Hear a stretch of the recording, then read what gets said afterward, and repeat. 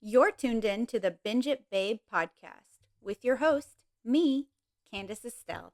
All right, babes, let's get binging. Hey, hi, hello, and how are you, babes? Welcome to season 2 of Binge It Babe. Welcome to 2025. I hope that everyone's new year is going amazing. I hope you're so happy. I hope things are going well for you. I'm sure you're wondering, all of my wonderful watchers, where have I been? I finished out December. I said I'd be back in January or so, and then in January I did not come back. And I'll tell you where I've been. I've been heartbroken. I actually filmed December in the earlier part of November. And so I've actually been heartbroken for a couple months now. And I thought it would pass and I thought I'd be fine. And I technically am fine. Things are cool. I'm cool. It's fine. Um, but it hasn't passed. And it didn't pass maybe because, I don't know. I don't know why. But that's okay, right? We live and we learn and we grow. And instead of wallowing, which I did do a little, but mostly what I did was I channeled the sad into creativity. And from around mid-November until about a week and a half ago, so towards the end of January, still about a week or so in January left, I wrote a book. I wrote the entirety of my memoir. And I know you're looking at me and you're like, oh, but Candace, you're so young. You can't possibly have enough stories to tell. I do. I do have so many stories to tell. And the book is pretty good for the fact that it's a rough draft, for the fact that it's put together in such a way. And I'm so very proud that I was able to write my first manuscript in its entirety. And on top of that, to write something so personal and so full of heart. And without the immense crushing feeling of a heartbreak, I wouldn't have done it at this time. And that means there's a chance I may never have done it. I've been trying to write my memoir for over a decade, and I have never been able to because it was too heavy and too difficult. But now, at the beautiful age of 32, because I have aged since you last saw me, I did it. I wrote the whole memoir. So sometimes ugly things can create beautiful things. In fact, I think that's often the case. And that's really the whole message of my memoir is that you can come from some ugly, ugly place and still be a beautiful, kind human, which I think I am. I don't wish heartbreak on anyone, obviously. Certainly not myself. I don't really think I deserved it, and I really feel like it's time for things to go my way. But, in the meantime, I understand that the universe put this obstacle in front of me, and it allowed me to do something that I wasn't focusing on, and maybe I should have been, and that was writing my memoir. I have sent it to publishers, and we'll see how it goes. When I said that about the universe, this little picture that I have here on my desk, um, fell over, which is really funny because this little picture is a picture of one of the people that I put in my book as in memoriam, one of my best friends who passed away a couple years ago. So I think that's a little signal that says, yeah, you did the right thing, Candace. Um, Enough about me, right? I'm sad. I continue to be sad. Thank you, Heartbreaker, for that. I didn't deserve it. But hey, I'm also incredibly grateful, and I wouldn't trade it. Heartbreak is just your body's way of saying, "Hey, you had something that you cared about and you lost it, and that's okay. It's good to know that you cared." Um or continue to care. That's also fine. Anyway, it's February. I was in a much better I was in a way different headspace in November when I was planning out the beginning of season 2. And I thought that February I was going to do romantic movies and oh, my favorite rom-coms and you know, February things since Valentine's Day is my favorite holiday. And I haven't gotten to celebrate it in quite a few years. But I was very excited for this one because I thought that I'd be celebrating it in some way, and I thought that I'd be sharing with you guys some of my favorite rom coms, and I'm not going to be because I can't really watch them right now. Um, if I'm really honest with you guys, when I filmed all the December things, that was in November, that was before things happened, I didn't watch a single holiday movie this year. I didn't watch a single holiday movie. I was completely alone for the holidays. I took my dog to Paris so he wouldn't have to deal with the fireworks here where I live. And I've been just writing, not really watching TV. I haven't been reading. I haven't done anything but write and work and figure out a way to get back home to the States because I need to be there. And hopefully, I will be there by spring. So we'll see. Things are going pretty well in that respect. And my job loves me, and I'll be able to do whatever I want from wherever I want, which is exactly what I was expecting. So things actually do work out for me. Things work out for everyone in some respect if you look at it and you try to figure things out. And maybe my heart is broken, but also it woke me up and it shook me up and it made me super creative and it's changed the trajectory of some things in my life. And one of those is this podcast because I legitimately did not have the energy to do this in January. I barely have the energy to do it now. I'm doing it because I owe it to my fans. I owe it to me because this thing brings me joy and I'm not going to stop doing things that bring me joy because I'm missing a piece of my joy. That's not how that works. You don't want to lose one piece of yourself and go, fine, let me throw away all the other pieces then. I won't do that. So here I am for my fans, which I think is me. I am my own fan. Hello, me. Good on you for continuing to try. And I can't talk about romantic things right now. I don't want to watch a romantic movie. I don't want to watch two people pulled apart and then brought back together because of love and oh, it was a miscommunication and blah blah blah and he, ugh, ugh. I'm not in the headspace for it. I can't. But what I can do is do things that I find comfort in. And one of the things that I absolutely love is natural disasters and natural disaster movies. Now, please recognize the gigantic caveat that is here. And I've said this before because I have discussed Twister and Twisters on the show. But I just want to say it every time so that there's never any misunderstanding. I do not like natural disasters in reality. I do not like the devastation that happens to people's homes. I do not like when people lose their lives. I am not about that life. But I am bowled over and in awe of seeing things happen. It's that so terrifying you can't look away feeling that a lot of people get. We all just kind of experienced that with the LA wildfires. Although, to be honest, I couldn't watch a lot of that footage, when it's people inside of their homes and it's terrifying all around them. And I just thought, oh God, there's a lot going on in the world, you know, politically and environmentally and person to person, my personal world. And so it's a lot to deal with. And so I just want people that actually are experiencing natural disasters to recognize I don't mean it in a way where I go, oh, I love knowing that you lost your house, or that your family member died, or that your pet is missing. That is not what I mean at all. I absolutely 100% just mean that the beauty and majesty of nature is captivating and terrifying, much like the orca, which is my favorite animal, right? Beautiful, captivating, intelligent, terrifying. Um, I am also a little bit weird. I'm very weird, but I'm a little bit screwed up because I do love watching natural disasters in film.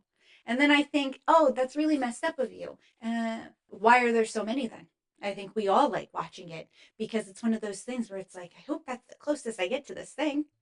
I hope at the end of the day, I'd also be a survivor, right? I don't know. I don't know.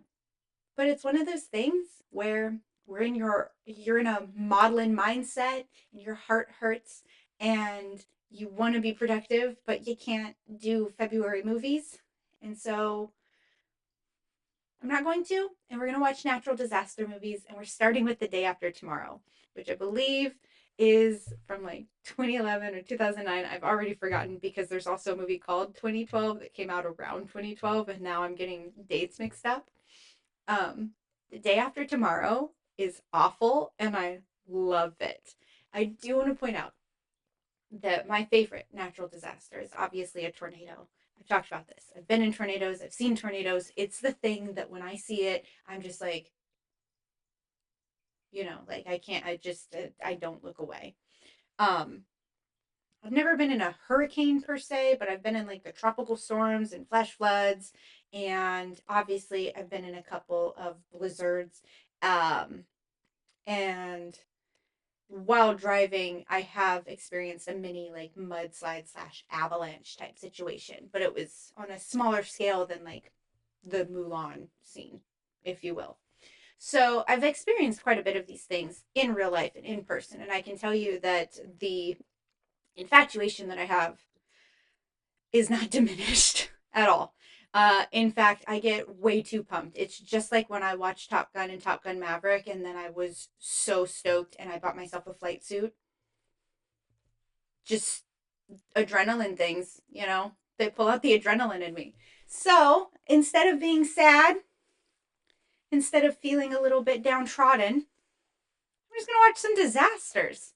And I'm going to go, ah! And then I'm going to hope that our hero wins, right? Day After Tomorrow, it's got Dennis Quaid. Real weird. It's real weird. Weird. Because I know that Dennis Quaid nowadays is not politically aligned with myself, which is a real bummer because I've liked him since Parent Trap. So as a kid, I was like, oh, he seems really cool. And then, you grow up and you're like, oh, he cheated on Meg Ryan and he's a hardcore Trump supporter and all of that. And, but, for me, Dennis Quaid is the dad in Parent Trap and the dad in Day After Tomorrow, the dad in a couple other movies. And you're just like, oh, it's a cool dad. This movie is bananas for someone who is a Trump supporter for the character that he plays because he plays I believe a paleo science a climatologist, and he's all about like this is how the environment works and I care about the environment and the work that needs to be done because of global warming, and the whole movie is a message on like if we don't fix what we're doing to the planet is going to have to fix it, and it will be an incredibly drastic thing to fix, right? And you're sitting there and you're watching it in modern day, which is February of 2025, and I'm watching this movie and I'm going, this man voted for Trump.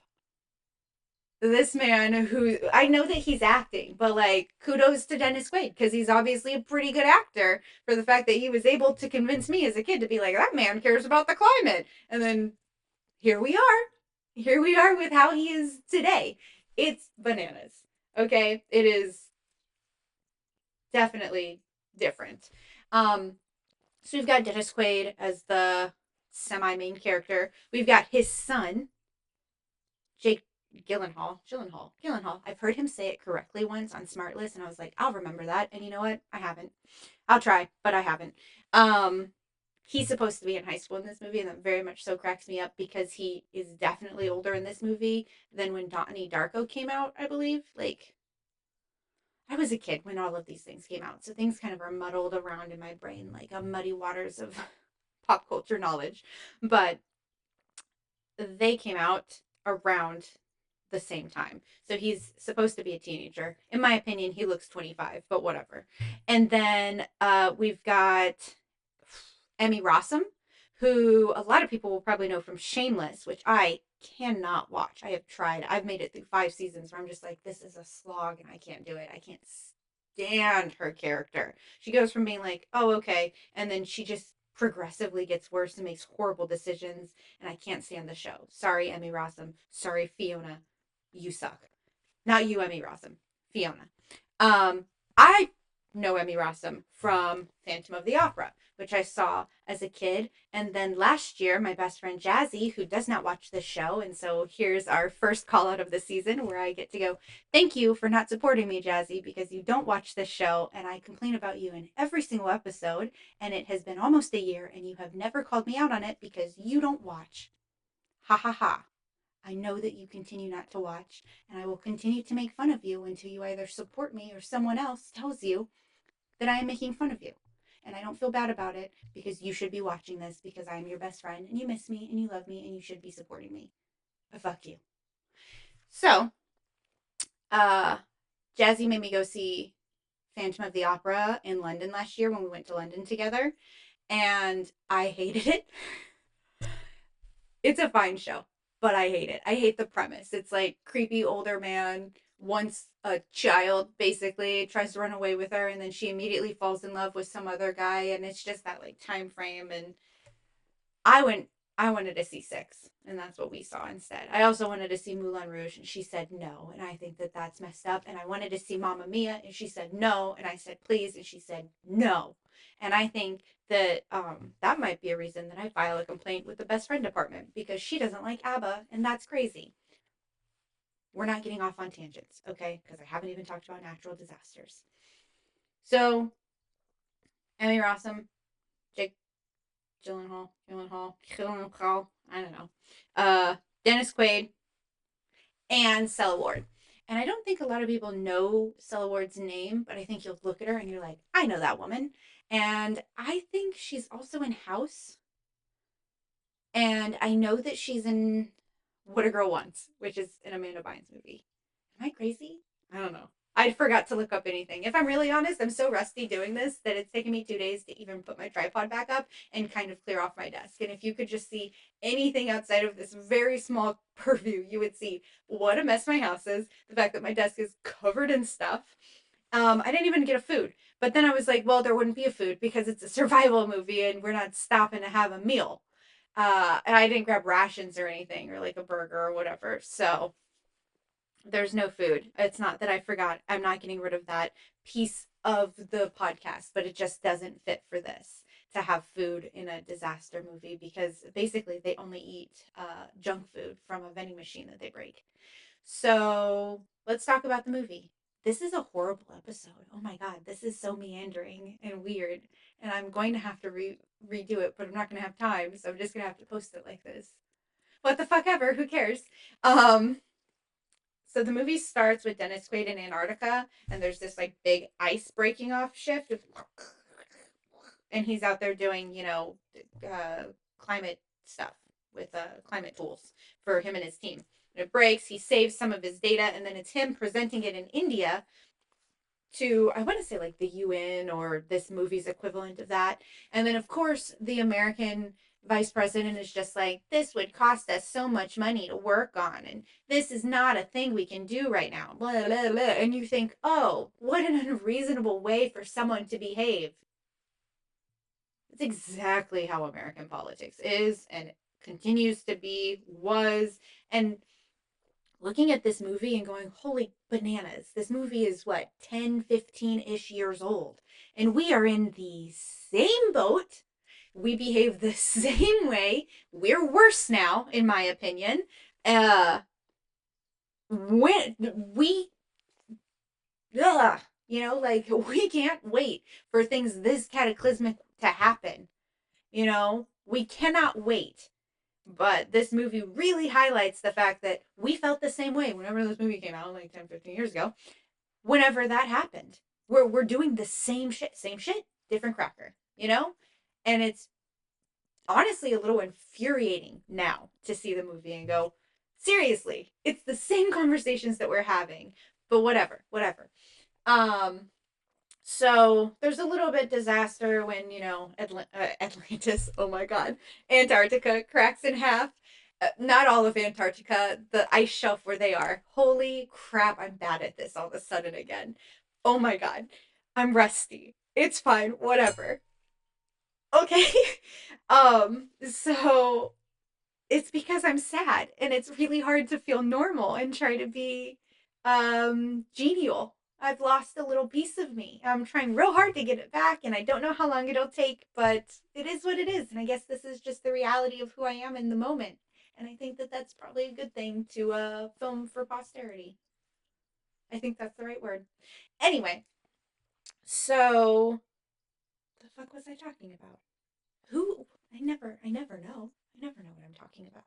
Ah, ice shelf breaks. They have the conference. The vice president of the states is like, oh, this costs too much money, which is always a bananas argument for me because he said it would cost the global economy billions.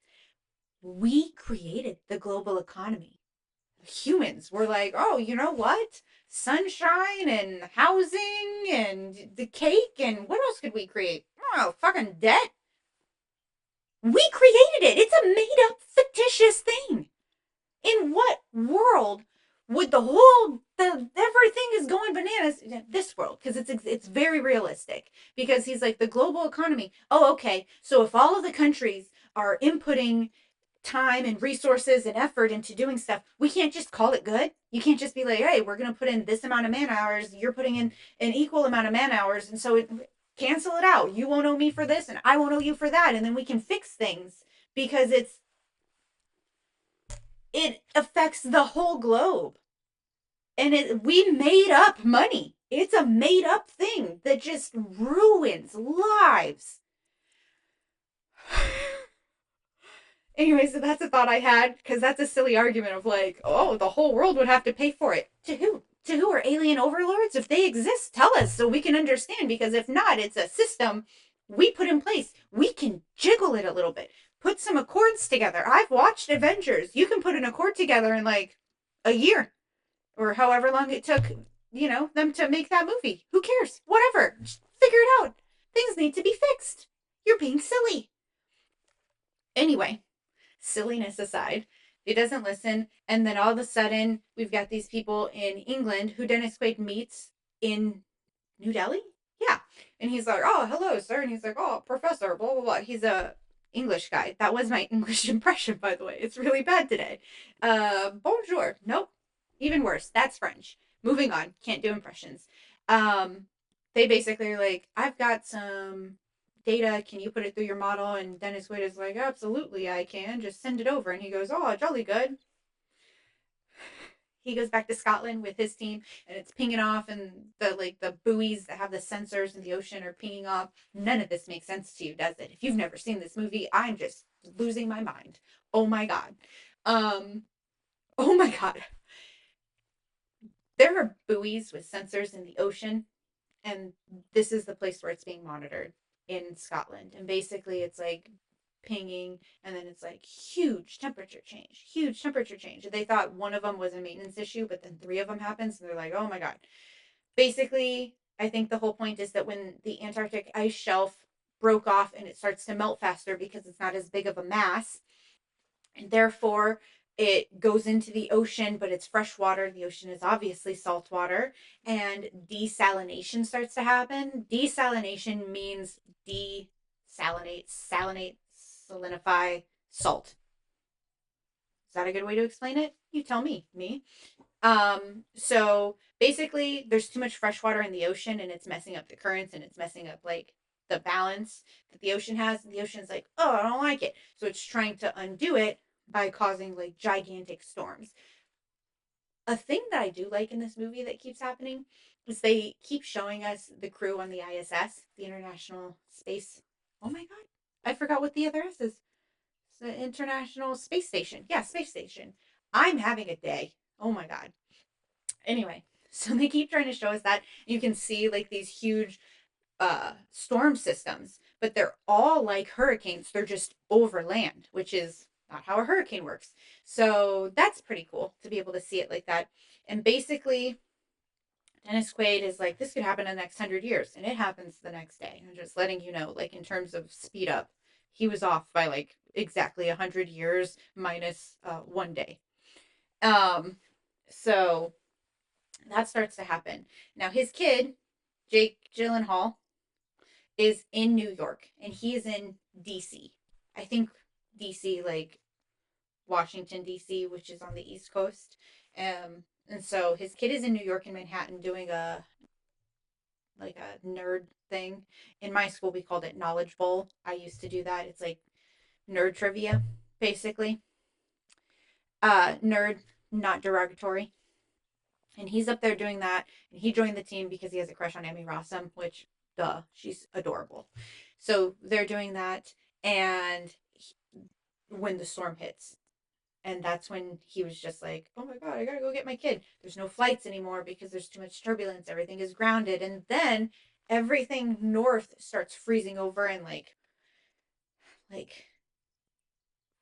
flooding and hurricanes and stuff like that. Like flooding basically immediately happens because it's these huge like tsunami walls in New York. It's like it's coastal, you know. We don't ever think of New York as coastal when you're not in New York because you're just like, oh, it's a city. It's, you know, it's Manhattan's an island, isn't it? Yeah. I'm talking nonsense. Whatever. It's right there. It's he gets hit and he wants to go save his kid. He's obviously got like Arctic gear. That's why we're in a snowsuit today.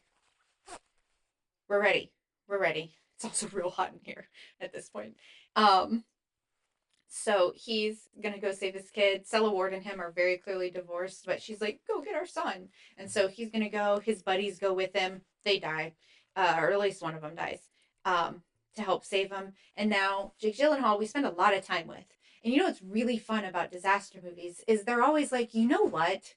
Hurricane, tsunami, earthquake, massive flooding, freezing, not enough.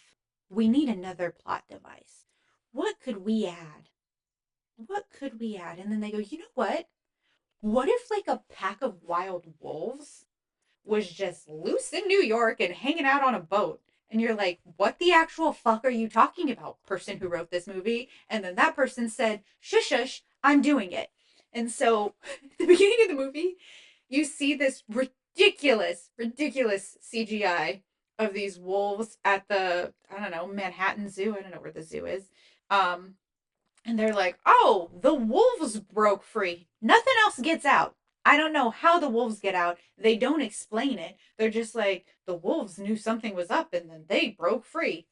Really? Only the wolves? All of the animals that are there, they all have like, uh, I don't know, the natural instincts. They have instincts. Like the bear that's right across that you see wasn't just like, oh, I can feel it too.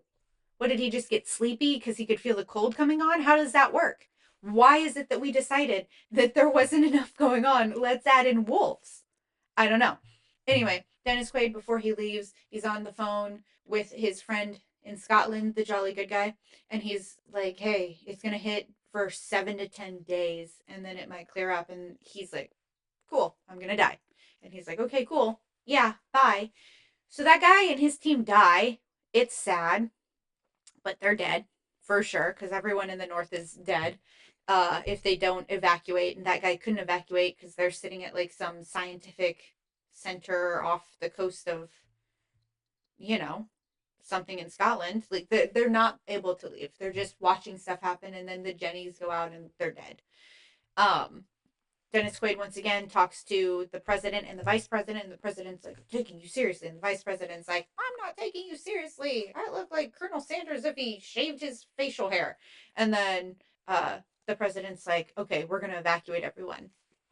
Then my favorite part of the movie happens. And by favorite, I mean, haha, that's what would happen, is that everyone north of like the middle of the country is being evacuated to go as south as possible. Or I'm sorry, anyone south of that line is being evacuated to continue to go south. And the president's like, what about everyone north of that line? And he's like, it's already too late. They're either going to be dead or trying to get out is going to be too much exposure and they're going to die. So they need to just stay in their homes and hope for the best, which, great. So they're evacuating everyone south of that line, which means that a lot of people are trying to get into Mexico. And Mexico closes its borders to the United States because and and then the next thing that happens is that Americans start illegally crossing into Mexico and illegally crossing over the Rio Grande. And it is just such a funny visual in such a juxtaposition. And it's just this feeling of like, of course they're justified. They're trying to save their own lives. And you're just like, that's what we're always doing. Not we. I was born in America, but I'm Latina. But like, that's always what refugees are doing when they're crossing illegally. They're not doing it to be like, oh, I feel like being a criminal today. Doesn't it sound great to live in a country where I'll never have any rights? No. So it's so poignant even for today, where you're just sitting there and you're watching this and it's like the minute an American is told no, they do it anyway because they feel like they have the right. But if a different ethnicity, if a different, heritage or nationality did the exact same thing, we sit there and we go, you're a criminal. You're bad. And I just loved this piece of the movie because, especially in this day and age, I was just like, that's exactly how we would have behaved. We would have done it anyway because our lives depended on it. And it's the exact same vice versa, but no one seems to be able to see that, or no one in power does, or no one that does anything about it does. And it's so frustrating. The movie continues because Mexico decides to allow Americans in if the president and like Mexico reach an agreement to relieve Mexico entirely of its debt to the states. And it's like, wow, at this time of like crisis, we're still just focused on ourselves and our money. And isn't that so, so real? Even though this movie is bananas insane, but then you watch the human interactions and they did a great job with that. The human interactions are so likely. It's so, so likely. Because at one point, Dennis Quaid calls his son and he's like, don't go outside. You'll die. I'm coming for you. Because his son's at like the New York Library. And his son tells other people this, like the police officer and other refugees. And the police is like, no, no, we're going to evacuate anyone that wants to come. And he's like, you'll die out there. And the guy just goes, it'll be fine, kid. And like, as a kid, I remember watching this and going like, why wouldn't you listen to Jake Gyllenhaal? Now as an adult, it's like, I get it. Why would you listen to a 17-year-old, who's just like telling you life or death things? It is an interesting predicament. By the way, everyone that leaves does die. They all freeze to death. So Emmy Rossum's character at one point when the flooding is happening is trying to help a family and she accidentally cuts her leg on like a car tailgate or something and it cuts her. She doesn't complain because she's so selfless. It's really fucking stupid because everyone knows that cuts lead to infection, especially outdoor stuff, especially things that deep, especially if it's still hurting you days later. Come on. But whatever, she's selfless and that's what we're supposed to take away from it. And you can't tell me that she didn't know because she's there doing nerd trivia, okay? At 17 and trying to get into Ivy Leagues. We knew the risk. So she's now infected and has like septicemia. But don't worry, because about 10 minutes beforehand, a Russian boat just drove right past the library and then kind of docked there because it couldn't get any further. Now I can understand like ships would be like, the tides have changed and the water's here and it's just going to float where it wants to float, but like it doesn't move any further. Did the streets right after this building just what happened there? It's silly. It's a silly device that they added so that they could get her medicine. Because again, the stakes were not high enough. And so Jake Gyllenhaal and some of his little school buddies go out to go get medicine because she's going to die without it. And it's right before everything starts to freeze over entirely, of course. And this is freezing for like the moment it touches you, you're dead because you're frozen so quickly. Don't care for that. It's winter. That's a terrible thing to think about. But him and his buddies go on the boat. Also, there are adults here. I want to point that out. That this whole movie, while they're in the library, there are adults. And at no point does an adult do anything heroic. It's Jake Gyllenhaal's character who like swims under the mezzanine and uses a payphone until he's almost drowning to tell his dad he's alive. And it's Jake Gyllenhaal and his high school buddies that go out onto this Russian ship that just so happened to stop there. There's nobody on the ship. Oh, I'm so sorry. There's wolves on the ship because however this happened, the wolves that escaped the zoo all happened to have gotten on the ship. And the boys all are on the ship. They're getting, the penicillin for Emmy Rossum's character. And then they're like, oh, let's get some rations. And so they're able to grab some like food. And as they're doing that, that's when they got to fight wolves. That's so silly. It's so silly. It's the part of the movie where I'm like, you've lost me. This is too much already. So Jake Gyllenhaal is fighting wolves as a 17-year-old at this point, like out racing the wolves. All right. They are CGI wolves, really obviously. So there is a chance that he could outrun a CGI wolf. But I just want to point out that this was an unnecessary plot device. It didn't need to happen. There was already so much going on. You know, make it where there's a pharmacy across the street and just like getting there is really dangerous. You know, I don't know, because you got to swim through New York. That's gross as is.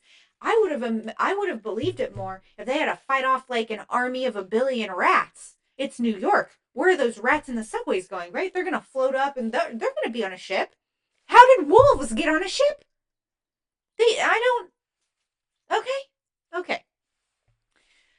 They make it back, and as they're making it back, it starts to like freeze over, where we see Jake Gyllenhaal's character and his friends all dealing with the freezing over. And then we also see Dennis Quaid where he is with the freezing over. He's already lost his friend who died climbing in a mall because the glass broke. Because it's like snow above buildings, like at lights, lights, traffic lights, traffic light height. And so they were like above, I think, a mall, and the glass cracks and he falls in, and it's very, very cliffhanger status. Like, it's very, it's so dramatic.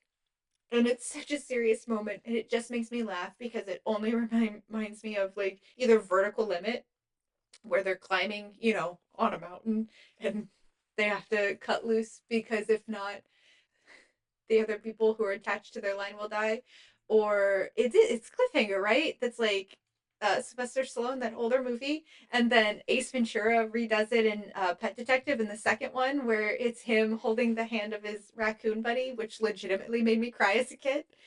Where he's holding him, and raccoon lets go.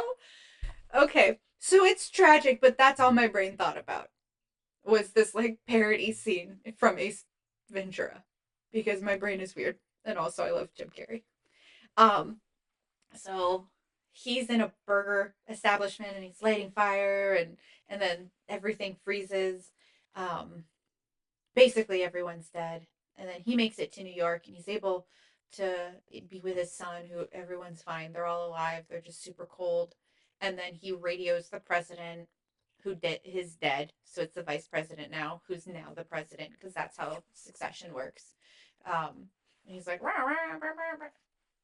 We could hear what they said. We made it and blah blah blah. And they send out like rescue helicopters, because it's basically like that was the eye of the storm, and now everything's done and it's like dissipating and stuff. And so the rescue helicopters come out and grab them, and then you see other people at the tops of other buildings in New York. So, oh, the human spirit, we survived, it's great.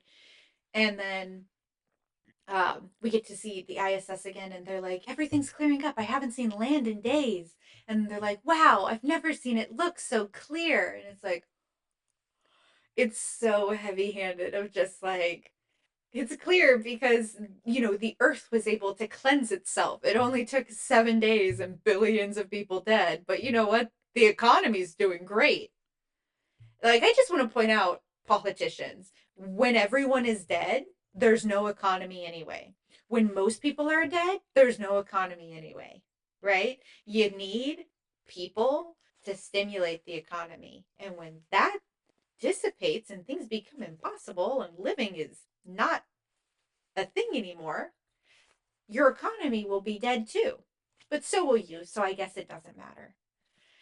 Um, in terms of disaster movies, I would say this one holds up when it comes to the message, but it doesn't hold up when it comes to some of the effects. Like, the wolves are not great. Also, what a silly plot device in general.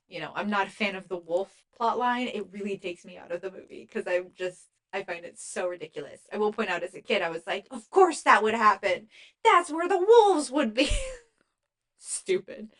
Um, Secondly, I'm now taken out of the movie because Dennis Quaid plays like a pretty intense climatologist who has like scientific knowledge and really cares about this stuff, and that's not who he is IRL. And I know that that's how acting works, but it does take you out of it, right? Um, or it takes me out of it, at least, because I'm just sitting there and I'm like, you're ridiculous. Also, apologies that you lost your things in the LA wildfires. I did see that that was something that happened, and it doesn't really matter your politics at that point. It's not a cool thing to have to go through. I apologize to all of those people. Um, but it takes you out of it, and it's just like, I know that this is messed up, but I want a disaster movie where a main character dies towards the end, right before things could have been resolved. Like, you remember Stephen King's The Mist in that movie? Not the show, but the movie, and how that ends? I like that.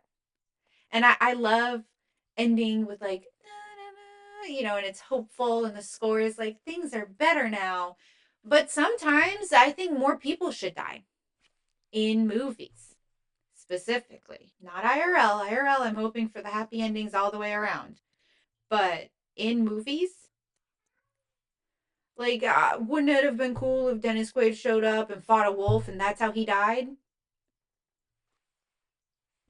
Just saying. And then his son can, continue on his legacy and climate, and it's the change we needed, the sacrifice, I don't know. I'm just saying, no one named in this movie, aside from the gents in Scotland, no one dies in this movie that aside from that and the guy who falls through the glass cliffhanger style.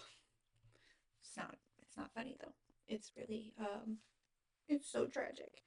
It does make me laugh. I can't help it. I have a weird sense of humor. I laugh at most things. And I haven't been laughing recently. So if I'm going to laugh at someone falling through glass, I guess it's going to be the case. That's it. I have nothing to say. I've barely had anything to say this whole time. This has been a wreck. I'm really sorry. I hope at least you laugh at the fact that I'm ridiculous. I'm going to take off this snowsuit, and hopefully I have another episode for you next week, because I do try to do these every single Thursday. So for next week, I'll see you then. I'm thinking we're going to continue on the disaster route because I haven't been reading. I've done a lot of writing, and I'm not going to tell you guys about my book because it's not your business yet. But yeah, I guess that's it. I feel like I should have more to say, but that was a disastrous synopsis of this movie. What a ridiculous way to tell you about it. I don't think I got most information in there. So watch it, I guess. I don't think I really ruined it. No one dies. Not enough people die. Not enough people that you care about in the film die. And let's hope and pray that climate things actually become important, because this is over a decade old and we're still doing the same shit. Till next time. Later, babes.